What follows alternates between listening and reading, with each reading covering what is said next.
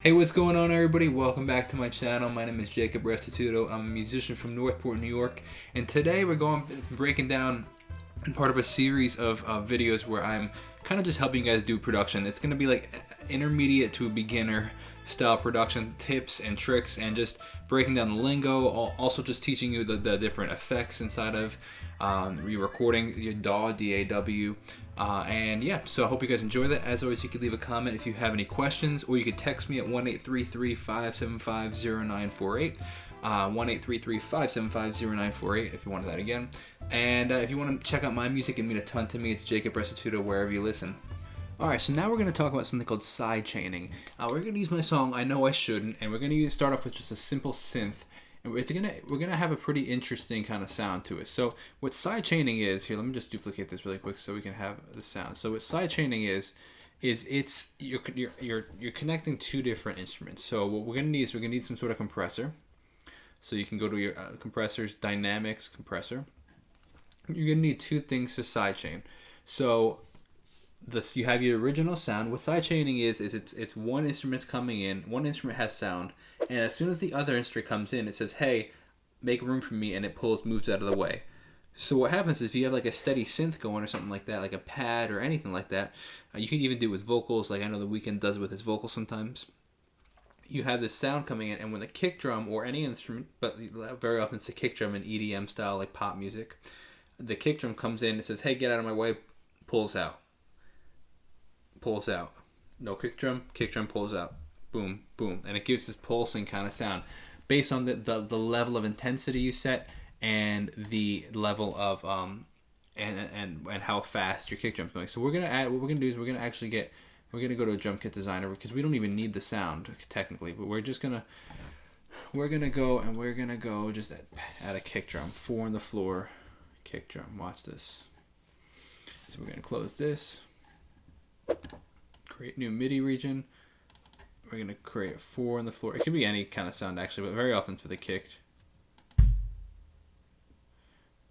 Alright.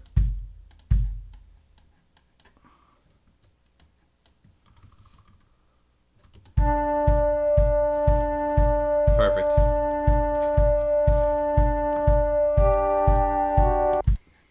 Great. Okay, I'm going to join that. So we have a couple options. So what we're going to do is I'm going to call it side, so it's easy to find. Now something that compressor, you go to sidechain right here in the compressor. Now you're going to find that instrument, which is called side right here.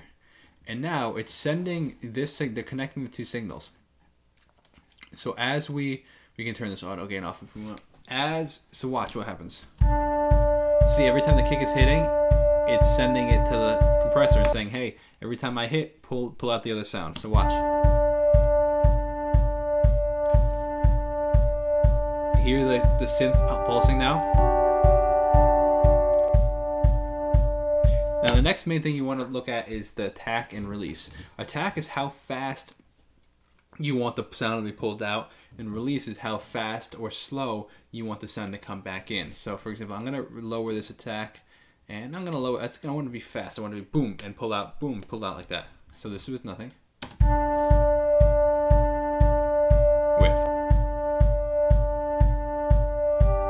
Hear it pulsing now. So what it does is it makes room. A really cool way to use it potentially would be also with bass, like low end sounds, bass sounds.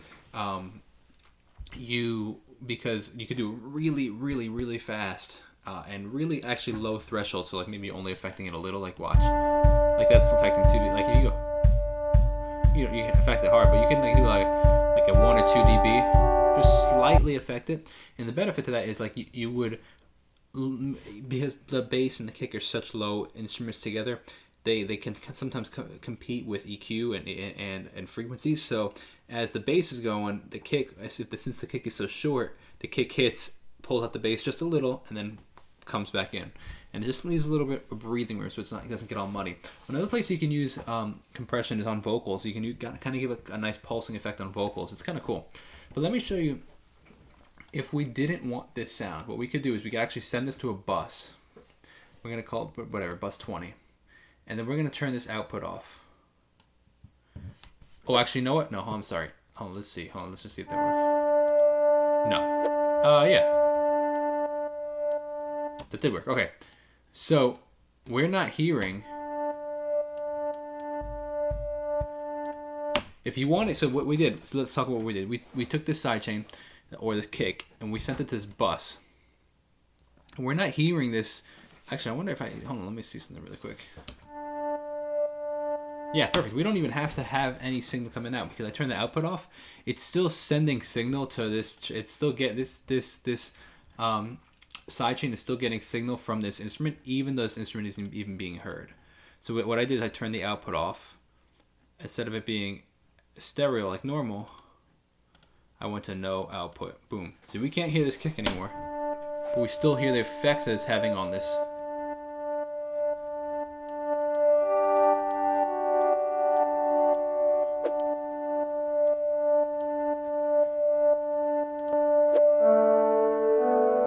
Without anything. With. Very, very useful effect, and you can use it as a pulsing instrument to make your sound drive and have a pulsing sound. 2, you can use it for more of a like stylistic, or even just to create room for yourself. And that, my friends, is sidechaining. Hope that helps. Alright, I hope you guys enjoyed that. As always, you could text me 1-833-575-0948. If you have any questions, you could also leave a comment below. It'd mean a ton to me if you want to check out my music. It's Jacob Restituto, wherever you listen. And I hope you guys are enjoying this series. Let me know below if you like I said, if you have any questions or if you want to see anything specific, just let me know. I'd love to see it. I'll see you guys next time. God bless and peace out.